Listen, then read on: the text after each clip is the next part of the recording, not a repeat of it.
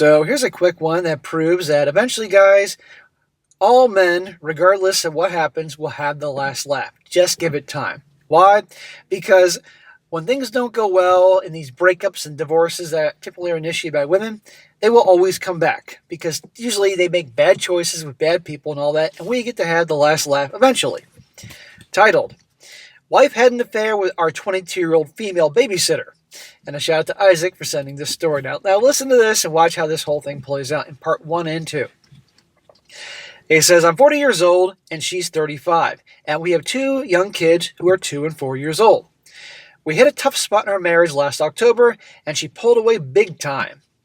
She told me she's truly never been in love with me and never desired me in the sack. Whoa! Then why'd she marry him?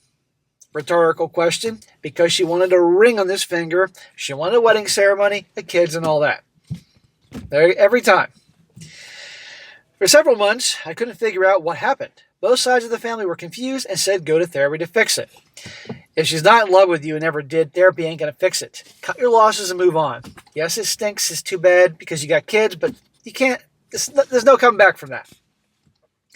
Well, last February, she admitted to hooking up with a guy in December. Shocker. And that she's also been having an emotional affair with our 22-year-old babysitter who's still in college. Female babysitter.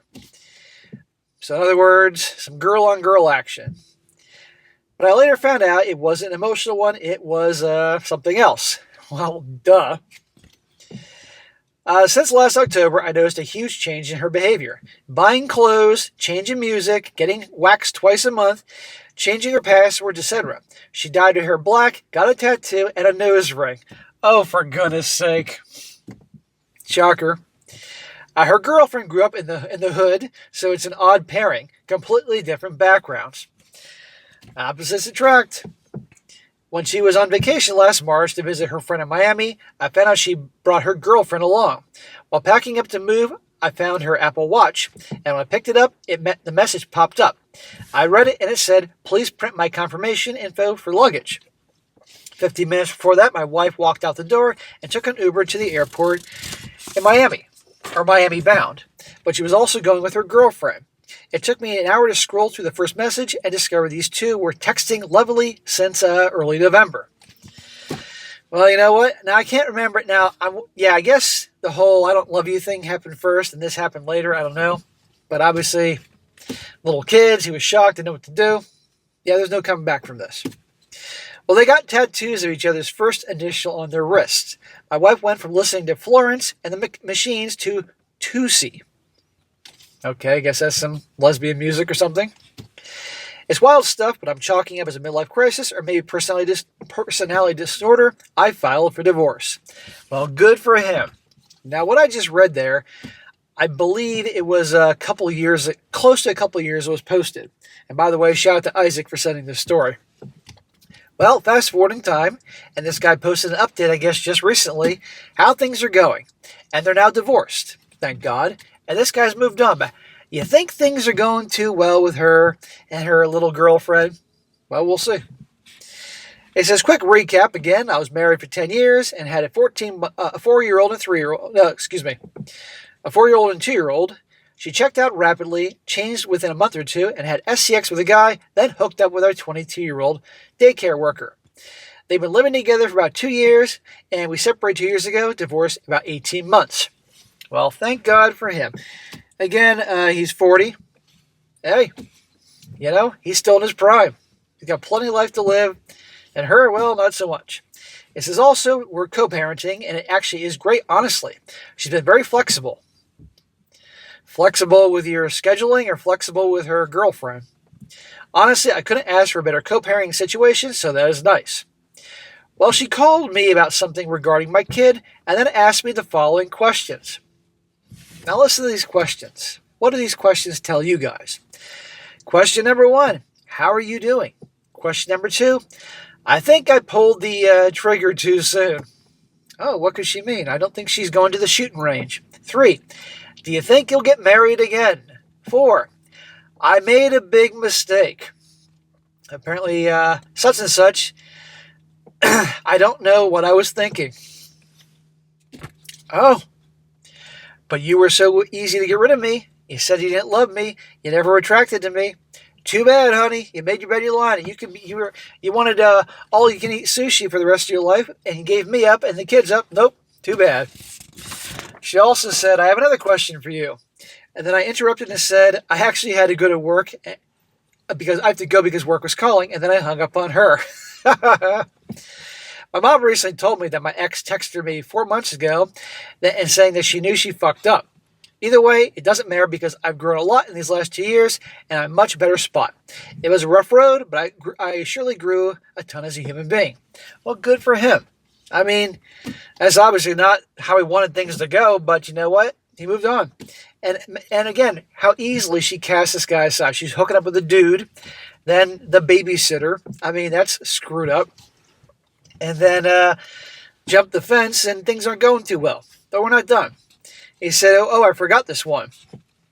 A few weeks ago, one of my younger kids said that mommy and the girlfriend got into a big argument over seeing her phone. Then mom said a bad word and tried to take her phone. It sounds like things are going rough back home. Oh well, I'm over on the other side of the hill skiing towards a new life.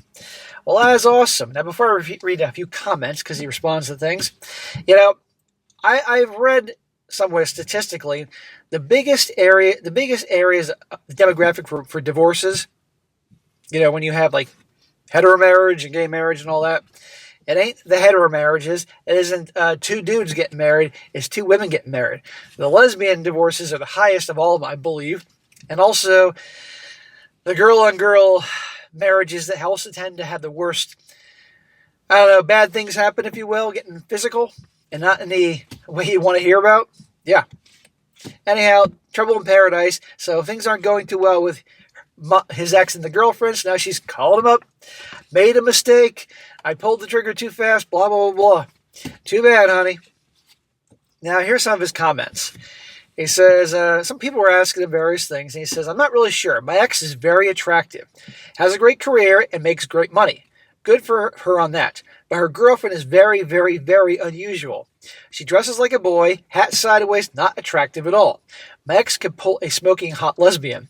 Not sure what is next for her. My guess is they'll stay together for a few more years. So obviously his wife, he says, very good looking for her age. She's in every couple, hetero or two dudes or two chicks, gay couple, lesbian couple, there's always going to be the more masculine one and the more feminine one. This is why lesbian couples, you're going to have one that's more the lipstick type that looks more girly, and the other one that looks like a dude. When I was a personal trainer years ago, I had a client when I worked at a gym who was assigned to me, and she was cool, but obviously she batted for the other team, and again, she was cool with me, and she was the dude in the relationship. Short hair, jacked, strong. Man, I mean, she was strong. I did boxing training with her. Man, she could punch. She then showed me a picture of her wife once, and I was like, God damn, she's hot. Long blonde hair, beautiful feminine. See? Right there. Another one, this guy says, agreed. Everybody likes the idea of marriage, white fence, kids, soccer practice on Saturday morning, family vacations. But I think who you are when you are single is who you are when you're married. If you have low values then, you bring that into the marriage. Too many people think that marriage and family will fix their problems and make them happy.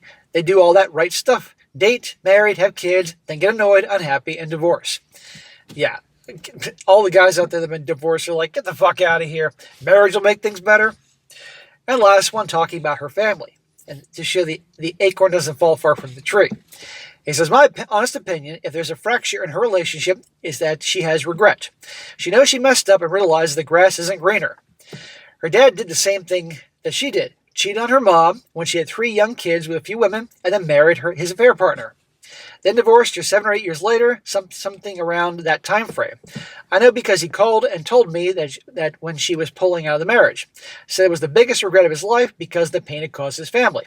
My ex never hated me. Apparently she wasn't happy though. Now it seems like she's not happy again.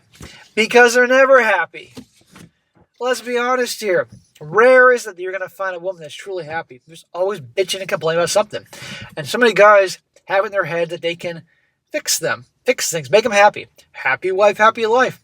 Any guy who goes around with that happy wife, happy life mentality should be smacked upside the head because it's never going to happen. They're never going to be happy. And the more you try to make them happy and sacrifice your happiness, you're only going to piss them off more.